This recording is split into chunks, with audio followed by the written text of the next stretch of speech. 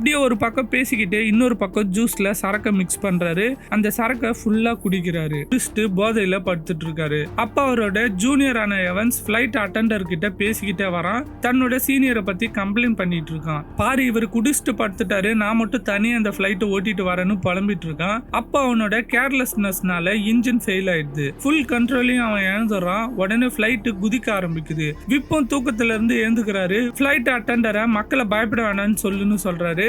அவளுமே போய் பயப்படாதீங்க, எல்லாருமே சீட் பெல்ட் போட்டுக்கிட்டு பத்திரமா உட்காருங்கன்னு அட்வைஸ் பண்றா. விப்போ எவன்ஸ் எவ்வளவோ ட்ரை பண்றாங்க. கண்ட்ரோல் ரூம் கிட்டலாம் ஹெல்ப் கேட்கறாங்க. ஏன்னா இவங்களால சுத்தமா ஃபிளைட்டை கண்ட்ரோலே பண்ண முடியல. வேகமா ஃபிளைட் விழப்போது நிறைய பேருக்கு அடிபட்டுது. அப்போ விப் புத்திசாலித்தனமா ஃபிளைட்டை கண்ட்ரோல்ல வைக்க தலைகீழா திருப்பிடுறாரு. ஓரளவுக்கு ஃபிளைட் கண்ட்ரோல் கொண்டு வந்துடுறாரு. ஆனாலுமே அதோட வேகம் குறைஞ்சாலும் ஃபிளைட் தரையை நோக்கி போய்கிட்டே தான் இருக்கு. ஃபிளைட்டோட ரெக்க சர்ச்சை இடிக்குது. அந்த மொத்த ஃபிளைட்டோ தலைகீழா தரையில வந்து மோதுது.